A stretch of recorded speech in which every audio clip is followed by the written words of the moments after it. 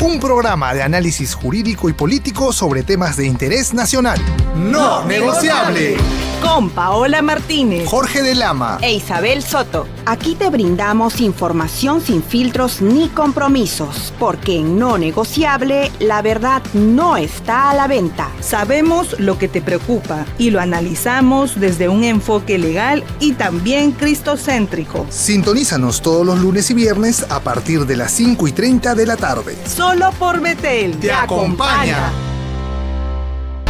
Hola amigos de todo el Perú, ¿cómo se encuentran? Nuevamente aquí en tu programa No Negociable el día de hoy, lunes 21 de octubre de 2024. Vamos a abordar un tema de interés nacional como cada lunes y viernes a partir de las 5:30 y como sucede en cada programa, invitarlos a que se conecten por la señal no solamente 100.1 FM en Lima, sino a nivel nacional y también por la frecuencia AM 660 AM, transmitiendo las 24 horas. Estamos porque Betel te acompaña. Como siempre, estamos aquí en el set de Betel Radio. Estoy muy bien acompañada, aquí su amiga Isabel Soto, de nuestros compañeros Jorge de Lama y Paola Martínez. Hola Jorge, muy buenas tardes. Hola, ¿cómo estás Isabel? Hola Paola, ¿qué tal? ¿Cómo están? Bienvenidos amigos a una nueva edición de su programa No Negociable, tu programa de análisis jurídico y político sobre temas de interés nacional. Paola, ¿cómo estás? Buenas tardes. Muy buenas tardes Isabel, Jorge. Estamos en nuestro programa número 65, de verdad. O sea, estamos a 5 programas de 70. Todo un logro, muy bien. Estamos en tu programa No Negociable, donde lo que no se oculta es el conocimiento y lo que no se negocia es la verdad. Isabel. Así es amigos, y como cada lunes y viernes les traemos hoy un tema muy interesante para que el ciudadano esté informado, porque son temas cotidianos pero que tienen relevancia jurídica y hasta política, así que quédate atento porque el tema del día de hoy es justicia en juego. ¿Qué hacer ante un juez parcial? Todos en nuestras familias o de repente nosotros mismos estamos atravesando a veces un proceso judicial. ¿Qué hacer en el caso de que percibimos que un juez está parcializado? No tenemos garantía de que se trata de un juez independiente que nos va a hacer justicia. ¿Qué podemos hacer en ese caso? Así que quédate atento porque tenemos un especialista muy calificado para hablar de este tema hoy en la tarde. El tema que habíamos anunciado es justicia en juego. ¿Qué hacer ante un juez parcial o ante un juez parcializado? Y como le comentaba a ustedes antes de la pausa, de la nota, tenemos a un invitado muy especial quien ya se encuentra con nosotros en el set de Betel Radio. Él es el doctor Noé Bernedo Vilca y es especialista en Derecho Civil y Comercial, pero además es abogado litigante en ejercicio, y quién mejor que él para comentarnos respecto al tema que vamos a abordar el día de hoy. Doctor Noé Bernedo Vilca, muy buenas tardes, bienvenido y gracias por estar en este espacio de Betel Radio. Buenas tardes doctores, ¿cómo están? Gracias por la invitación y aquí para resolverle cualquier consulta o duda. Muchas gracias, doctor Noé Bernedo. La Constitución Política se prescribe en su artículo 139, inciso 2, acerca de un principio jurisdiccional muy importante que es que tenemos derecho a la independencia judicial, ¿no es cierto? O sea, mejor dicho, la independencia en el ejercicio de la función jurisdiccional viene a ser un principio y a la vez un derecho dentro de lo que es el sistema de justicia. Y como decía a nuestros oyentes, no solamente quizá nosotros, sino nuestros familiares, nuestro entorno, no hay quien alrededor nuestro no haya estado involucrado en un proceso judicial, sea como demandante, demandado o denunciante, denunciado. Así que el tema de hoy es muy importante para saber qué podemos hacer en el caso de que percibimos que una autoridad judicial, un juez, está actuando a favor o arbitrariamente de la otra parte y nos sentimos que estamos desprotegidos, que no hay una independencia mínima como garantía en un sistema de justicia, doctor. ¿Cuáles son las señales más comunes que pueden indicar que un juez no es el más idóneo? ¿Y qué podemos hacer en el caso que percibimos esto? Gracias. En todo caso, podríamos partir primero de dos conceptos básicos, ¿no? Primero, lo que reconoce la Constitución, como tú bien lo has mencionado, el artículo 139, inciso 2, que es básicamente la independencia de los magistrados. Y, sin embargo, de forma un poco difusa, en el inciso 1 y 3 recoge lo que es la imparcialidad. Esto está acorde con el artículo 8, inciso 1 de la Convención Americana de Derechos Humanos, que en dicho inciso recoge los dos principios, y como bien lo has mencionado, son principios, son derechos y son garantías constitucionales. Es más, son garantías genéricas difusas en todas las normas y prácticamente, me atrevería a decir, en todos los estados. En tal caso, pues como garantía constitucional, obviamente, permite, todo esto conlleva a que nosotros tengamos un debido proceso y obviamente a una buena justicia. Y yo te hablaría de una buena justicia. Pues bien, si podemos conceptualizar los dos temas, este tema, el de la imparcialidad y la independencia. La imparcialidad es, bueno, vamos a definirlo por la Real Academia de Lengua Española, indica que es la falta de designio anticipado o de prevención a favor o en contra de alguien, que permite juzgar o proceder con rectitud. ¿Qué quiere decir esto? Que si yo no tengo ningún interés, ya, voy a proceder con rectitud como juez. No tengo, se supone que en el triángulo de justicia, en el vértice superior está el juez y él es suprapartes, está por encima de las partes y las partes definitivamente no tienen ningún interés con él y menos él con las partes. Sin embargo, la independencia ya es, en un tema, es, digamos, un marco más general. Por ejemplo, que un juez tenga una tendencia política. No sé, podemos mencionar cualquiera de los partidos políticos que ahora están en juego. No sé, podemos mencionar cualquier magistrado que sea no sé, del partido, no sé, Fuerza Popular, por ejemplo, ¿no? Entonces, ahí ya no tendría independencia, tendría como que una especie de sujeción a ciertos ideales.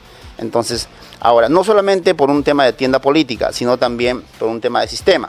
De repente, está sujeto o enquistado, o como en alguna vez hubo en nuestro sistema judicial, está sujeto a los mandatos de los jueces superiores, ¿no? Entonces, ahí ya obedece a un sistema, ya el juez no goza de independencia. Eso es lo que yo de plano o en inicio te podría decir, la diferencia entre independencia y imparcialidad. Pero obviamente todas las personas a lo largo de su vida generan sus ideologías, sus ideas, tanto políticas, sociales, religiosas. Y el ser humano es así. Es decir, todo juez va a llegar a un momento de su vida donde tiene claras unas posturas deontológicas que él considera correctas o no. Y eso no se le puede sacar al juez. Es decir, al juez no se le puede sacar el creer, por ejemplo, que el plan de gobierno de un determinado partido político, la filosofía o la visión del país de un determinado partido político, o el sistema de valores de una determinada religión, o la idea de una determinada ideología, estén presentes en él. Él no se le puede deshacer, porque esas cosas son integrales. Pero creo que en este caso, tal vez, lo que estamos hablando es que esas ideologías tienen que quedar de lado a la hora de juzgar el caso concreto, ¿verdad? Correcto. Esa creo que es la idea central. Por eso que al inicio te decía que en el vértice del triángulo de conflicto o de proceso, el juez está suprapartes. Es decir, en el momento que el juez va a procesar o va a juzgar o va a sentenciar, lo que él tiene que básicamente es dejar de lado incluso sus factores humanos que podría tener, incluso a veces los argumentos que hayan podido utilizar, argumentos ad hominem, ad misericordiam o cualquier tipo de argumento que le hayan podido impregnar a él, él tiene que dejarlos. Entonces ahí entra a tallar la imparcialidad, o la neutralidad, y que tiene coherencia con la independencia. Pero más allá de eso, lo que generalmente se presenta en la justicia diario, en el litigio diario, es la imparcialidad o la parcialidad de los jueces, que es el tema que creo que nos trae a colación acá, ¿no es cierto? ¿En qué sentido? De que esto, digamos, como principio está reconocido en todos los títulos preliminares de las normas, en el Código Procesal Penal, en el Código Procesal Civil, y también de repente pues en cualquier norma administrativa. Sin embargo, se presenta pues casos en que el juez definitivamente tiene un interés particular. Y eso es digamos, los hechos o los procesos más marcados que conllevan incluso a una nulidad de acto procesal.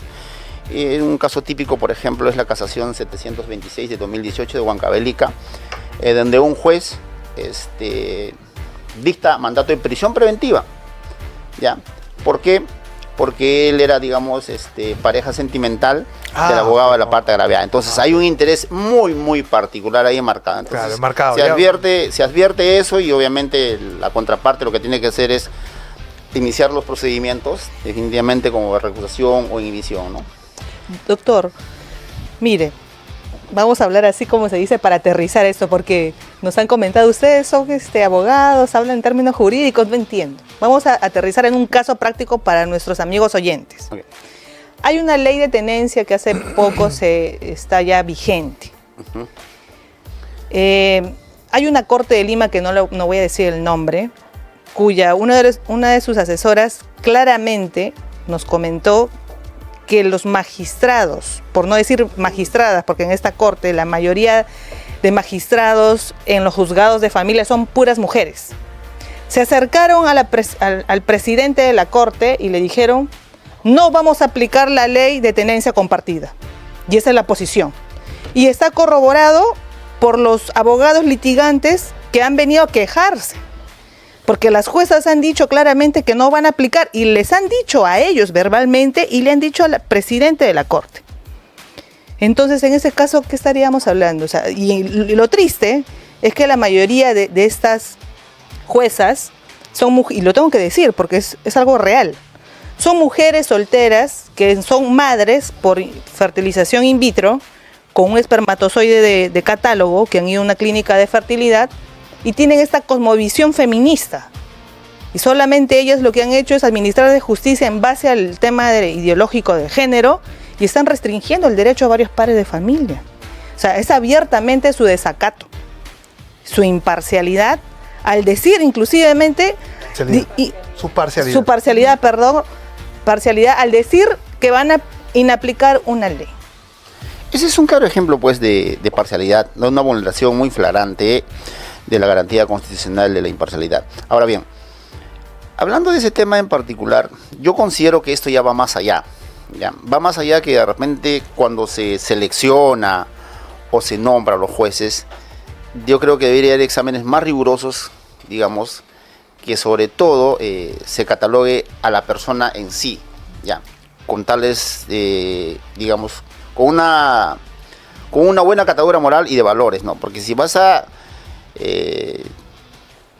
digamos, ingresar al sistema judicial una magistrada o un magistrado con cierta disfunción, porque yo lo consideré una disfunción, ya no es normal. Lo normal es que, bueno, un magistrado tenga, pues, su familia, sus hijos, conviva con su esposo. Entonces, ellos ya vienen marcados con más que un tema ideológico. Yo creo que vienen marcados con un tema psicológico, ya. Claro, porque ella esté siendo abogada de su propia causa en el proceso que no le corresponde. Uh-huh. Ajá, pero ya tiene un interés particular. Y hablando de eso, yo tuve un caso muy particular. El caso era muy simple, era de alimentos, ya. Mi mejor defensa fue estar sentado, porque llegué y me encontré con una jueza, como lo que está mencionando la doctora, así. Llegó y mi patrocinado obviamente era el demandado, el alimentista, y la magistrada, más que impartir justicia y seguir con el debido proceso, ¿ya? Lo que hizo es encargar de vilipendiarlo, ¿no? Eres un sinvergüenza, o sea, le dijo un montón de cosas, y al final, en una propuesta conciliatoria, ella, incluso, ahí sí fue totalmente imparcial, propuso un monto por encima de lo que normalmente la ley le permitía. Entonces, yo como abogado, obviamente, estaba abogado de parte de la demandada, o sea, me quedé callado. Mi mejor defensa fue quedar callado, ¿no?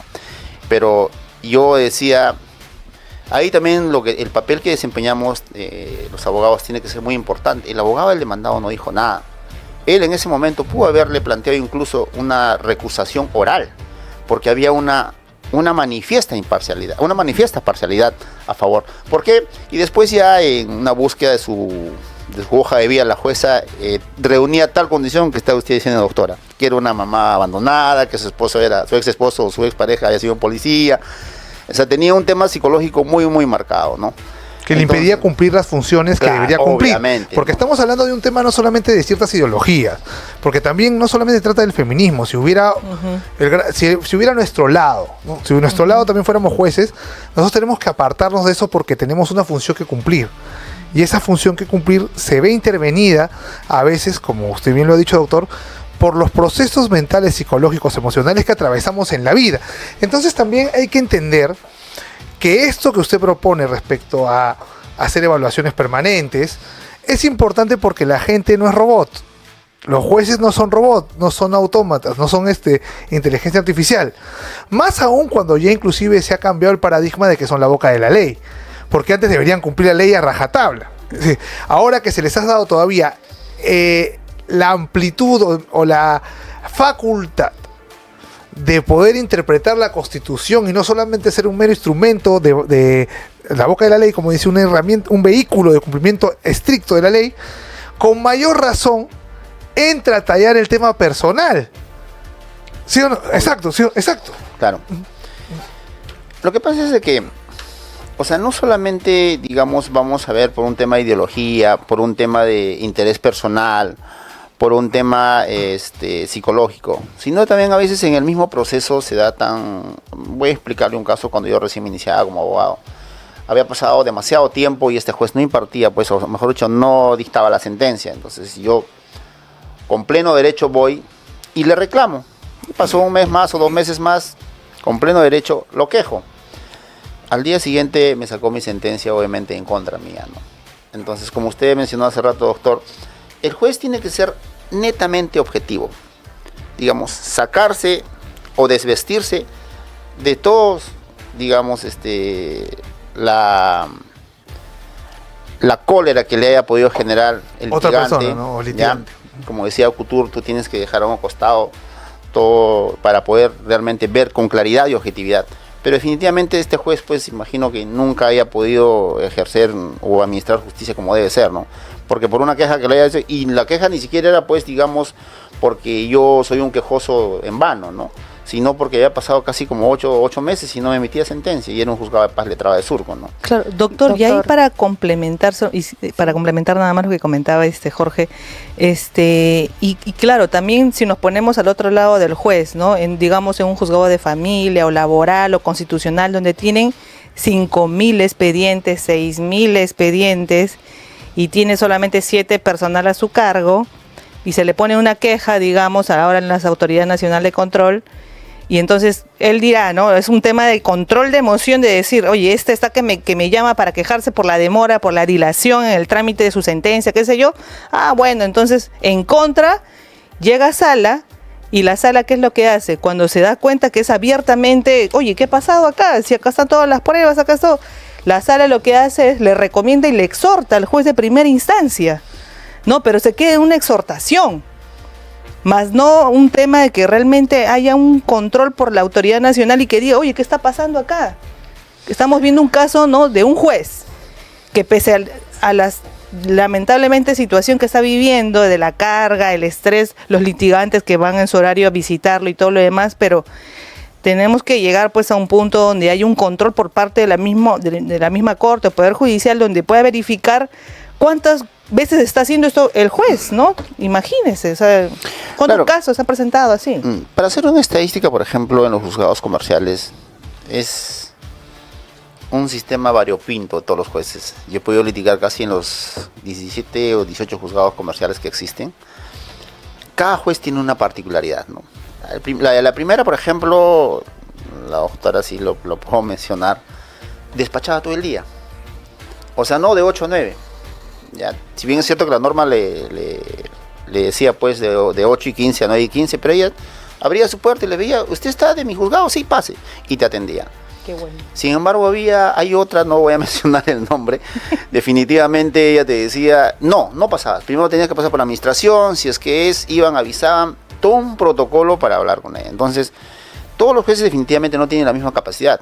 Y por lo que sabía, esa jueza había salido incluso premiada como la mejor jueza porque no tenía, digamos, remanentes, y también en su capacidad de producción se medía, pues, en función de que cada sentencia no sea apelada, ¿no? Y ¿Dónde está el restablecimiento de la paz social quebrantada? Donde la sentencia que tú emitas, digamos, satisfaga a las partes, ¿no? Por más que tú pierdas, tú digas, sí, está bien esa sentencia, no voy a apelar, ¿no? O por más que apeles, arriba la confirmen, ¿no? Doctor, mire, qué interesante. Nos gustaría, al menos personalmente, conocer a esa jueza por su vocación de servicio y la producción.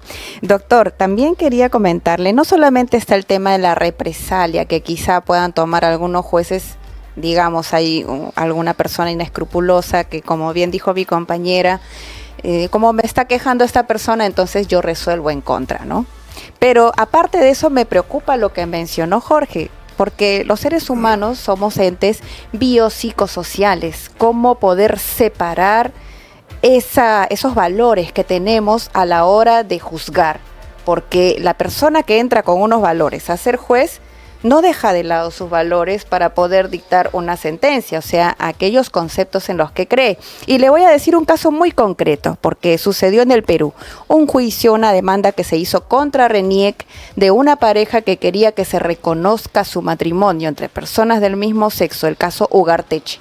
En su momento fue muy conocido.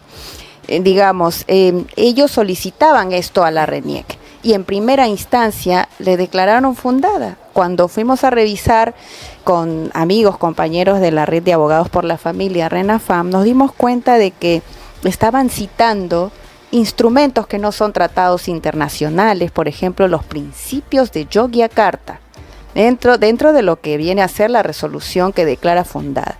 Bueno, posteriormente se cayó el proceso, digamos que ya incluso fueron hasta el TC, pero les declararon improcedente, porque en el Perú el matrimonio sigue siendo, de acuerdo a nuestra Constitución, en el Código Civil, entre el hombre y la mujer.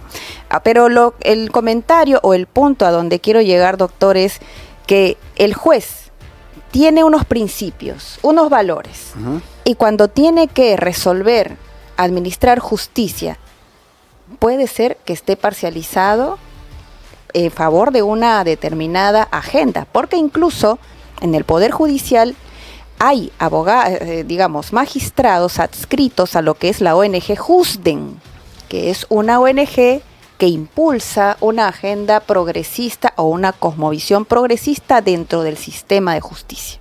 ¿Cómo ve usted esto? Ya. Doctor, una cosita solamente para complementar.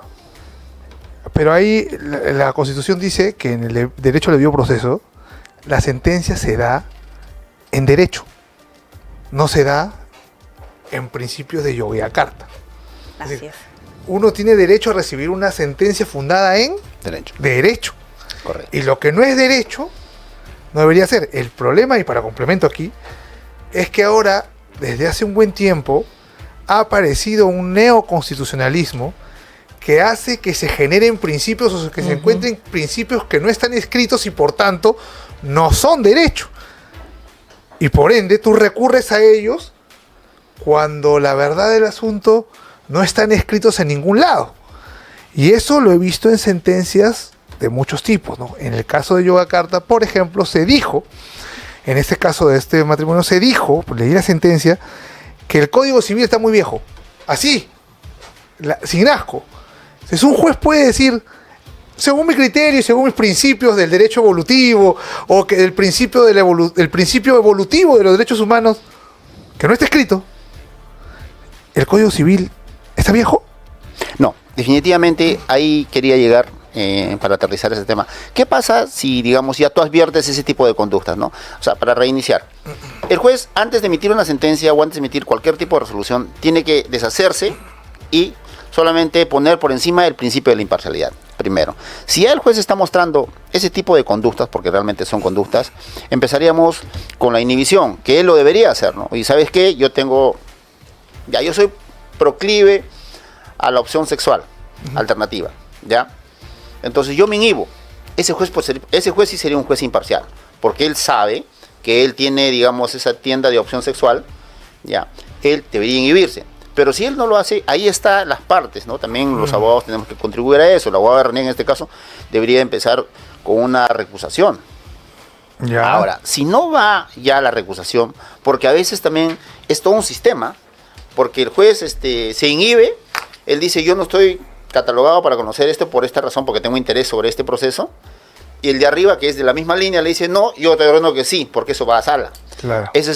Ahí tenemos que romper también, por ejemplo, esa línea. ¿Se Y puede de usar, hecho- ¿se puede usar los estatutos de su organización para decir, oye, él está a favor de Claro, su organización? eso sí. Como prueba.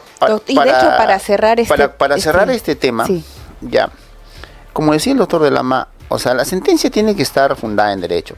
O sea, tú no podrías utilizar una norma que esté derogada, o una norma que no existe, o una norma a las cuales nosotros no hayamos firmado algún tratado.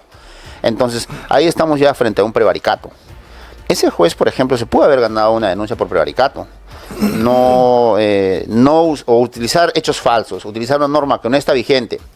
Lo que sí podría hacer el juez, y ahí tiene un amplio margen de discrecionalidad, como ha ocurrido ahora último, inaplicar una norma, hacer control difuso. Eso sí podría ser. Pero el control difuso es aplicar la Constitución o aplicar una norma de tratado internacional a lo cual estamos adscritos Así es. y inaplicar la norma que está en. Me hago una Pero pregunta. no invocar normas que no Me hago existen. una pregunta. Para aplicar control concentrado de la Constitución en el Perú, tienes una vigencia de 5 años. ¿Sí o no? O sea, tú no puedes plantear una demanda de inconstitucionalidad contra una norma que ya tiene más de 5 años de vigencia. Correcto. Entonces, ¿y el control difuso no tiene límites? Porque la señorita podría decir control difuso del Código Civil del 84. Eso por lo menos no lo veo regulado. Por ejemplo, mire, ¿qué es lo que está sucediendo ahora con la interpretación del Ministerio Público? Una entidad también que igual está...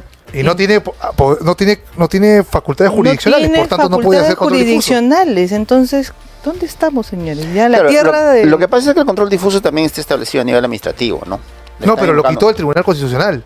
Lo citó. No, lo quitó. El Ah, ya, Tribunal ya. Constitucional en un momento sí lo accedió a los tribunales, sí, lo facultó, lo reconoció para los tribunales administrativos de nivel nacional y luego lo quitó. Entonces solamente queda para los órganos jurisdiccionales. Entonces la pregunta es, ¿qué hace el Ministerio Público aplicando o queriendo aplicar control difuso por cuando a él no le corresponde porque no tiene facultades de jurisdicción o jurisdiccionales? Uno y el otro que el plazo del control difuso por parte de los magistrados, o sea, indefinidamente también. Y que explique, doctor, para nuestros oyentes Ah, de sí. qué se trata el control difuso, Sí, por porque favor, somos- porque estamos todos entre abogados y nuestros oyentes deben estar preguntándose Sí, qué cosa sí, es el sí, control Señores, difuso. el derecho es por para favor, todos, ¿ah? doctor. El derecho Para- te va a alcanzar, por amigo, favor. oyente. Te va a alcanzar así no te gusta. Por favor, doctor. Para explíquenos. explicarle en términos más coloquiales, ya, bueno, a veces los justiciables, digamos, tienen pues un problema donde la norma en particular los afecta, ¿no? Entonces, ellos, el magistrado, antes de aplicar la norma en particular que te afecte en un caso en sí, ya, deberían aplicar la Constitución. ¿Ya? Entonces, antes de aplicar una norma en concreto, para el caso en particular, aplica la Constitución. Entonces, eso le permite al magistrado, el control difuso le permite al magistrado que pueda aplicar una norma de rango mayor, en este caso la Constitución, más no la norma que le podría afectar, ¿no? De esos rango casos hay un inferior. montón, de rango inferior. Bien, amigos, entonces ya lo saben, la primera ley de leyes es la Constitución Política del Perú. Siempre que ustedes crean estar siendo amenazados o perjudicados en un proceso judicial, busque usted su Constitución, conoce tu Constitución.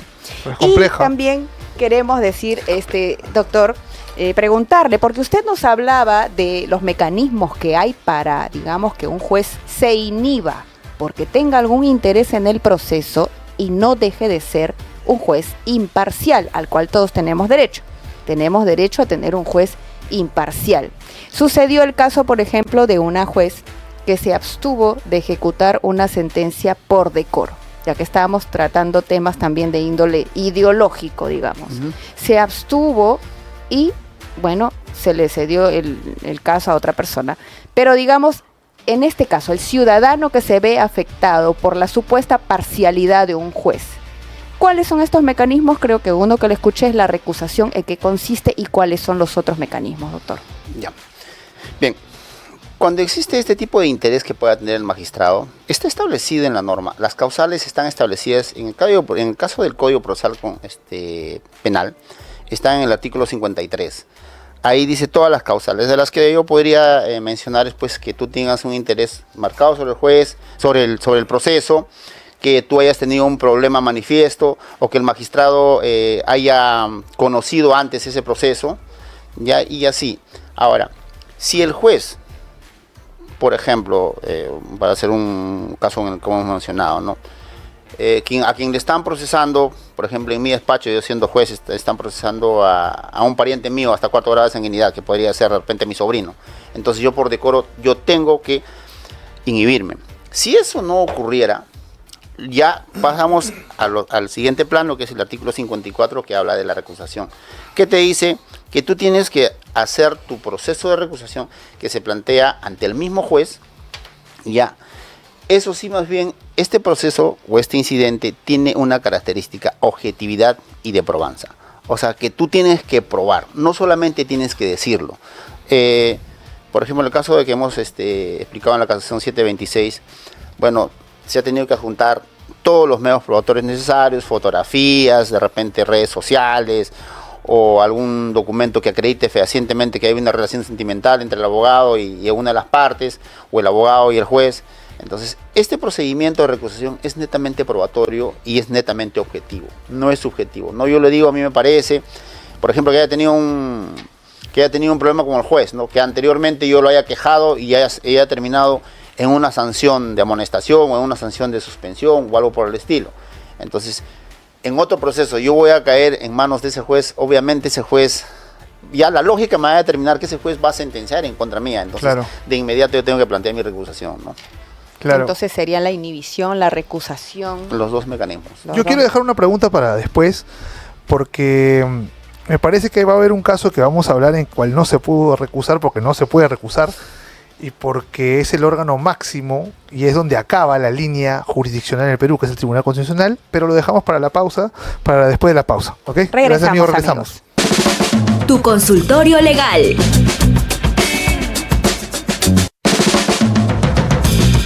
Regresamos para el consultorio legal, pero quedó una pregunta picando que yo sí se la quiero hacer al doctor Noé Bernedo. Cuando hubo el cierre del Congreso, es parte de mi consultorio legal, lo que se buscó, o lo que buscó Salvador del Solar y el presidente Vizcarra, era impedir la renovación de los miembros del TC, que eran los que iban a juzgar si el cierre era constitucional. Así es. Se mantuvieron más de 2 años en el cargo, fallando a favor de Vizcarra, y recibieron casi 2 millones de soles en salarios por eso. Eso no es conflicto de interés. El problema, creo que está, doctor, en que es el órgano último y ya no puedes recusar, porque ¿quién va a reemplazar? Pero el tema es, ya hablando de cosas más no solamente legalistas, sino de temas, como dice, éticos. Obviamente, si me quieren reemplazar y yo digo, si yo acepto lo que dice el Congreso, me reemplazan, pero si yo acepto lo que hace Vizcarra, no me reemplazan y me quedo 2 años todavía y voy a recibir 2 millones más de soles, porque los jueces del Tribunal Constitucional, señores, ganan 50.000 soles mensuales. Entonces, cuando sucede esto, no hay un conflicto de interés. No debieron decir, ¿saben qué? Bueno, obviamente, porque era la última línea, el último jugador que tenía que cerrar, entiendo eso. Pero saliéndonos de ese tema, ¿no hay conflicto de interés ahí? Evidentemente hay un conflicto de intereses. Cuando ya se sube a otro nivel, al nivel político, por ejemplo, ya la situación, o sea, tiene un quiebre, ¿no? Ahí el Código Procesal Constitucional contempla la recusación, ojo, pero es a un magistrado. Pero en este caso ya estamos en una situación bastante complicada, porque es el bloque. Es el bloque. Usted me está hablando del bloque, entonces podría recusar a todos los magistrados. ¿Quién va a resolver eso? Ellos mismos van a resolver eso. Entonces, ¿ante quién iríamos? Ante una corte internacional. Consulta. En la primera no hablaron. Pero cuando hubo el segundo proceso de elección, ya cuando Vizcarra tenía su congreso que había armado, el congreso que era para completar el periodo, el que ya estaba disuelto el otro, ahí sí salieron a hablar en contra del proceso. Entonces yo digo, ahí ya puedo manifestar, o sea, ya salió Eloy, Espinosa, Saldaña y Marianela Ledesma salían a hablar en contra del proceso de renovación. Entonces ahí yo creo que ya se podía determinar una conducta que aclare que ellos son los que tenían el interés. Pienso yo, no lo sé.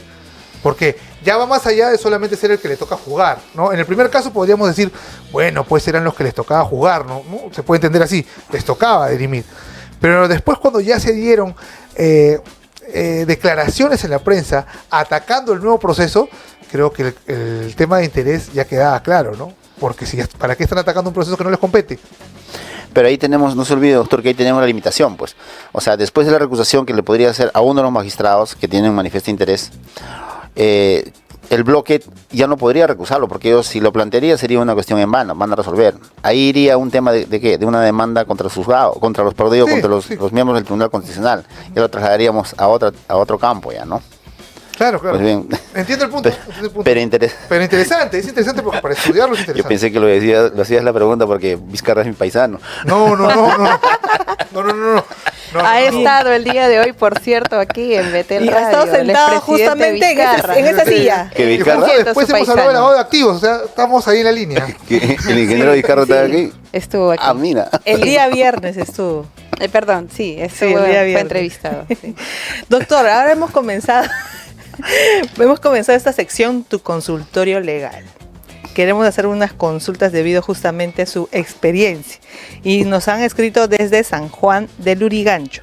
Dice, está haciendo una demanda de incumplimiento de contrato a su arrendador, ya que lo están desalojando antes de tiempo porque el arrendador quiere vender la casa a una agencia de envíos. Entonces, voy a leer tal cual mandó. Entonces nuestro amigo le inició una demanda por incumplimiento de contrato, pero esta demanda no logró avanzar. Entonces nuestro amigo descubrió mediante Facebook que su arrendador es amigo de aquel juez y que ellos se reúnen los domingos a jugar fútbol. Él nos pregunta, ¿qué podría hacer en este caso y si podría reactivar su demanda? Ya lo perdió el proceso. Estamos frente a un supuesto, si aún sigue el proceso en curso. Evidentemente, ese es un típico caso de recusación por amistad. Y la norma lo contempla, ¿no? Cuando hay manifiesta amistad, debidamente probada. Pues si tiene una fotografía, un video, ese es el caso típico. Pero si ya el proceso está sentenciado, definitivamente lo único que le quedaría es la nulidad de cosa juzgada fraudulenta. Claro. Y es más, solamente tiene un plazo de 6 meses. Wow. Entonces ahí, por ejemplo, ya estamos frente a una limitación, ¿ya no? Doctor, Si ¿y usted cree necesario que se pueda proponer una modificatoria? Porque sabemos que mayormente, digamos, esto es un caso evidente porque está publicado en Facebook, ¿no? Las fotos y el vínculo de amistad. Pero hay algunos casos que tal vez se pueda demorar y el plazo de 6 meses no sería muy corto para interponer esta demanda de nulidad de cosa juzgada fraudulenta. ¿Se puede modificar? ¿Lo ve considerable, prudente 6 meses? Yo creo, eso nunca he visto que han cuestionado ese plazo de 6 meses, sino por el tema de la publicación o en este caso de cuando se hace, surte los efectos de conocimiento, ¿no? Ejemplo, no sé, yo nunca me he enterado y he perdido mi casa, ya. Y esos 6 meses se cuenta recién a partir de cuando esté inscrito en registros públicos que ya fue adjudicada a otra persona. Entonces, esos plazos definitivamente también contemplan excepciones desde cuando tú tuviste conocimiento. Ejemplo, yo estaba en el extranjero, yo vengo recién me entero, ¿no? Pero ahí también tenemos otra limitación. Si ese proceso tú te enteras por registros públicos, ahí la misma norma, el mismo código civil establece, ¿no? Que el plazo que se empiece a contabilizar de la inscripción de registros públicos se supone que es que no admite prueba en contrario. Entonces ahí no tendrías nada que hacer. Ahora, 6 meses yo lo considero prudente, salvo que, como las excepciones que te he mencionado, que tú estuvieras en el extranjero, que hayas estado en coma, que no hayas podido conocer. Eso también la norma contempla esas excepciones, ¿no? Pero por el resto, 6 meses yo nunca he visto algún cuestionamiento a eso, ¿no? Doctor, antes de la siguiente pregunta, me gustaría preguntarle, porque en los tiempos en que hice ese SIGRA, que es el Servicio Civil de Graduandos, existía lo que son los órganos de control OCMA y ODECMA. Pero en la actualidad eso ha cambiado. ¿Quién es ahora, o cómo se denomina, cuál es el órgano que controla la función de los jueces? Claro, ha habido una modificatoria, definitivamente han cambiado, lo que básicamente ha cambiado es la nomenclatura, ¿no? Ahora se llama Autoridad Nacional de Control del Poder Judicial y Autoridad Nacional de Control del Ministerio Público, ¿no? Son instituciones que básicamente tienen lo mismo, ¿no? Ahora, estas autoridades de control, que era lo equivalente a la OCMA o a la ODECMA, lo que tienen por objetivo es pues instaurar un proceso disciplinario ante el juez por causales que están dentro de la misma norma, ¿no? Yo no creo que haya variado mucho, solamente se ha cambiado el nombre. Ahora, lo que sí podría tener ciertos tintes que podrían, digamos, mejorar, bueno, toda norma o todo cambio supuestamente se hace con el fin de mejorar, pero habría que también analizar esa norma en qué beneficiaría al ciudadano, ¿no? Si es más célere o es digamos, cuando tú quieras quejarte, el justiciable encuentre mayor asidero, encuentre mayor respuesta de su poder judicial, ¿no? Bien, Entonces, doctor. Correcto. Daría de repente para otro programa para analizar esto. Pero tenemos la siguiente consulta desde Miraflores. Una empresaria nos escribe preocupada porque está en medio de un litigio comercial con un competidor. Ha notado que el juez asignado a su caso tiene vínculos familiares con el abogado de la parte contraria. Ella se pregunta, ¿qué pasos debo seguir para asegurar que este caso sea juzgado de manera imparcial? ¿Qué mecanismos existen para solicitar la recusación del juez? En este caso, ¿qué debería pedir ella, doctor? Ya, como lo había explicado hace rato, este procedimiento de recusación, que es un incidente en el mismo proceso, es netamente probatorio. O sea, lo que sí ella debería cuidar cuando va a plantear la recusación es probarlo, pero de forma objetiva, no solamente mencionarlo, ¿no? Adquirir de repente videos, adquirir fotografías, adquirir vínculos, documentos del árbol genealógico como partidas de nacimiento, armar el árbol genealógico y que realmente se determine que tenga familiaridad, en este caso hasta 4º grado, pues, ¿no? Bien, doctor. Así Tenemos es. más consultas.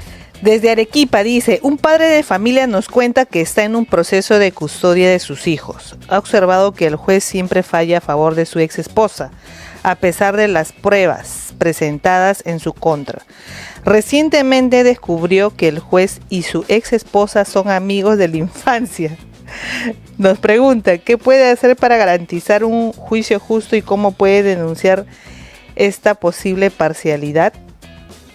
Pero, al igual que el caso anterior que vemos, en este caso ya no es por vínculo familiar, ¿no? Es por vínculo de amistad. Y como vuelvo a reiterar, el procedimiento o el incidente que pueda generar en el procedimiento de recusación tiene que ser netamente objetivo, ¿no? Tiene que, más que mencionarlo, tiene que procurar o tiene que preocuparse por conseguir los medios probatorios que acrediten esa familiaridad de la infancia. De repente, pues, fotografías, una relación de la promoción, que son del mismo colegio o algo por el estilo, ¿no? Doctor, desde Trujillo, un comerciante nos relata que está enfrentando una demanda por difamación. Pero durante el proceso ha notado que el juez parece tener un sesgo evidente en su contra, haciendo comentarios despectivos y rechazando pruebas claves sin justificación. Ojo, no ha descubierto él nada, ¿no? Pero ya está viendo ese sesgo. Nos consulta, ¿cuáles son sus derechos en esta situación y cómo puede proceder para asegurar que su caso sea revisado por un juez imparcial? Ahí es diferente a los demás. Ahí está bajo la causal de manifiesta parcialidad. Ok. Hay una causal que establece que es manifiesta parcialidad, ¿no? Ya a veces, y los he encontrado en mi desarrollo profesional, que ha habido jueces que, o sea, por las puras te agarran cierta tirria, ¿no? O porque tú eres el abogado que siempre de repente en algún momento le has hecho quedar en ridículo en una audiencia, o por cualquier razón que el litigante va todos los días a molestar. Entonces, lo que simplemente ya el juez se encarga de lo que sea que le presenten, te lo rechaza. Es un rechazo o digamos una parcialidad sistemática, pero no porque esté incluso parcializado para la otra parte, sino porque te agarra, digamos, cólera, tirria a tu persona, ¿no? Claro. Entonces, de repente ese es el caso, ¿no? Que le agarra, o si no, también pues se entiende que ya está parcializado para la otra parte, ¿no? Pero ahí en este caso la causal sería manifiesta parcialidad en favor de una de las partes. Ya te lo presentas así. Doctor, también quería preguntarle, es una curiosidad sobre todo porque hay un portal jurídico muy conocido, LP Derecho, en donde de cuando en cuando publican videos de la actitud, digamos, prepotente, a veces tanto de la parte, digamos, que está en el proceso, la parte procesal, o el juez, ya que usted habla acerca de que hay magistrados que pueden agarrarle tirria a algún abogado, ¿no? Usted en su experiencia profesional, porque aquí los tres no somos abogados litigantes, digamos, ¿qué es lo que ha percibido de parte de la conducta de los magistrados hacia los justiciables y a los abogados? O sea, hay de todo, ¿ya? Hay de todo. Por ejemplo, en un caso, un juez en el RIMAG, que el juez era demasiado descuidado, ¿no? Ya. Digamos, se le perdían los expedientes, sus juzgados era un caos, ¿no? Ya. Ya. Ahí, por ejemplo, tú le ibas, pedías la entrevista y él ni siquiera guardaba el decoro que la ley orgánica del Poder Judicial le ordena, ¿no? Que tiene que estar debidamente vestido. Ah, ok. Entonces, tú le hablabas, te escuchaba, agachaba la cabeza y más allá no. Entonces, creo que ahora ya no está porque lo han denunciado. Otros que definitivamente te evaden, ¿no? Otros jueces, que en caso que tenía una jueza en el centro de Lima, que llegaba tarde y atendía a partir de las 8:45 y hasta las 9:15, hacía su filtro y decía hasta acá nomás. Ya, demasiado, digamos, arbitraria. Y otros jueces, como ya lo he mencionado también, pues que te atendían, ni siquiera te daban la razón como justiciable, ¿no? Una frase típica. ¿De cuándo es escrito? Se resolverá, pero ¿para cuándo, doctora, según su carga procesal? En su debida oportunidad. O cuando termine la carga procesal de tal mes. Entonces, bastante despotismo, ¿no? Entonces, yo pienso que así como esa jueza actúa en respuesta al litigante, pero no, porque no solamente es a los abogados, es al litigante, ya. Imagino que cuando haga sus sentencias también está plagada de esa forma de ser, ¿no? Y muy bien lo ha explicado el doctor Lama. O sea, el tema de la imparcialidad, o el tema de neutralidad, o el tema, digamos, de independencia. O sea, el juez tiene que deshacerse de esos complejos, de repente de esas formas de ser, de esas, hasta podría decir traumas psicológicos, ¿no? Porque claro, muchos magistrados tienen eso, ¿no? Claro, son personas. Claro, son personas, como toda persona, somos personas. Así Pero es. el juez, yo creo que debería haber un curso intensivo para que los magistrados, por más que tengan esas cualidades o esos defectos, deberían deshacerse de eso y para ¿Y administrar. qué le parece a usted, doctor, cuando se hacen charlas o cursos que le ponen apellido a la justicia? Y ahora voy a explicar por qué. Justicia de género, justicia ambiental. Y entonces ya pareciese que los inducen a fallar de determinada manera, a usar unos criterios que no es la justicia. Si la justicia a secas es suficiente, ¿cierto? Porque la justicia, ya el concepto de justicia implica que yo, al que tenga la razón sustentado en las pruebas y en lo que dice la norma, se la voy a dar, sea que me caiga bien o mal. Pero cuando yo empiezo a hablar de justicia de género, de justicia ambiental, ya no estoy colocando la carreta delante del caballo, ya no estoy colocando el objetivo antes que la valoración de las situaciones que tenga que yo llevar en un caso particular. Y se lo digo porque, por ejemplo, cuando hablamos del tema de género, yo me acuerdo que hubo el tema de este señor que había sacado a una ex congresista, antes de que fuera congresista, de un hotel, que estaba desnuda. Y la jaló y le ronchó, ¿no?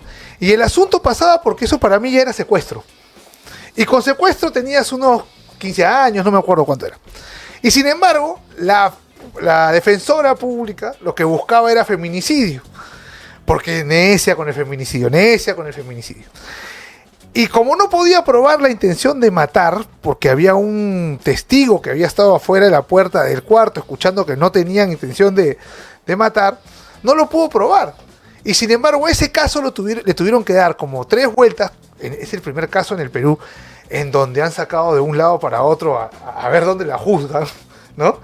Y se puede entender por lo que pasó, pero de verdad es un caso sui generis. No he dicho que está mal o está bien. Entonces, ¿no le parece que cuando ya estamos dando charlas de justicia de un tipo, ya estamos realmente abandonando de alguna manera o haciéndole grietas a esa imparcialidad? Porque yo entiendo que pueden haber casos en los cuales yo tengo que explicar ciertos conceptos jurídicos, ¿no? En el derecho ambiental, el daño potencial es un concepto jurídico que no existe en el derecho civil, ¿ya? Pero cuando yo ya esto lo convierto prácticamente en una ideologización, ya no estoy perdiendo allí, no estoy cambiando realmente el objetivo de ser juez. Ese es un problema recurrente, doctor de Lama, y le voy a explicar por qué.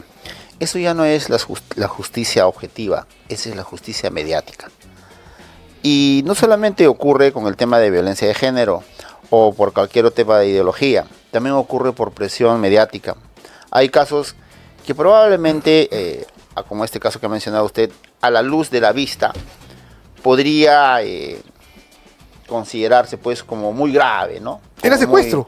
Como muy criminoso, digamos. Sin embargo, en temas técnicos el juzgador debería evaluar los elementos que realmente constituyen, ¿no?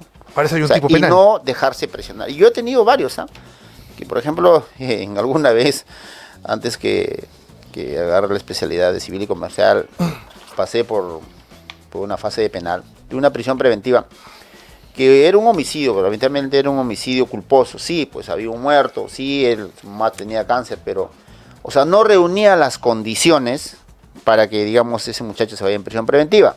Sin embargo, vinieron todos los canales de televisión y los jueces en el Perú, hay una cosa a la cual sí le tienen miedo, a la prensa. A la prensa. Entonces, le tienen demasiado miedo a la prensa y esa es una de las cosas, una de las cualidades, por ejemplo, que un juez, si él es consciente de sus decisiones, él es consecuente de sus conceptos jurídicos y de su investidura de magistrado, ellos no deberían tener miedo a la presión. Ahora, un caso también, por ejemplo, de un tema de una muerte de unos homosexuales por una muchacha venezolana, ¿ya? Supuestamente ella había mandado a matar a 2 o 3 homosexuales. Al frente de la IRINCRI, ¿ya?, se pararon muchos homosexuales, que está bien, ha habido una muerte, están muertos, es un crimen, pena, es un mal, homicidio, asesinato, como puedas llamarlo. Debe ser castigado. Pero, digamos, la presión mediática que yo escuché claramente, ya no solamente eso se traslada a los magistrados, a los fiscales. A la policía también. A la policía también, porque la policía dijo, tenemos que agarrar a quien sea, ya lo tenían como consigna, ¿no? Entonces, ya un poco como que ya se distrae a la cuestión mediática. Entonces, en la cuestión mediática viene, pues, ¿no? Presión por ideología de género, presión de repente por la magnitud del hecho, presión porque de repente hay interés también. Claro. Hay interés, ¿no? Por ejemplo, había muchos casos ambientales que en realidad tenían interés sobre ese lugar, decían no podía desarrollar actividades acá. Entonces, o sea, y muchas veces en el Perú han logrado sentencias por presión mediática. Como el del policía que no recibió justicia, que lo mataron en el Baguazo, que lo habían puesto, los policías que fueron matados en el Baguazo, todos fueron liberados, no se encontró a nadie. Claro. Y eso fue un tema porque justamente los jueces de la región no querían comprometerse contra su región.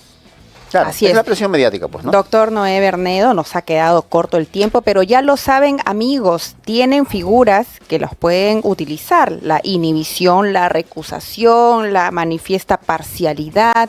El artículo 139, inciso 2 de la Constitución nos habla de la independencia judicial. Doctor Noé, muchas gracias por haber estado Gracias a con ustedes. nosotros, y con nosotros será hasta una próxima edición de su programa No Negociable. Nos vemos. Nos vemos. Un programa de análisis jurídico y político sobre temas de interés nacional. No negociable. Con Paola Martínez Jorge de Lama. E Isabel Soto. Aquí te brindamos información sin filtros ni compromisos, porque en No Negociable la verdad no está a la venta. Sabemos lo que te preocupa y lo analizamos desde un enfoque legal y también cristocéntrico. Sintonízanos todos los lunes y viernes a partir de las 5:30 de la tarde. Solo por Betel. Te acompaña.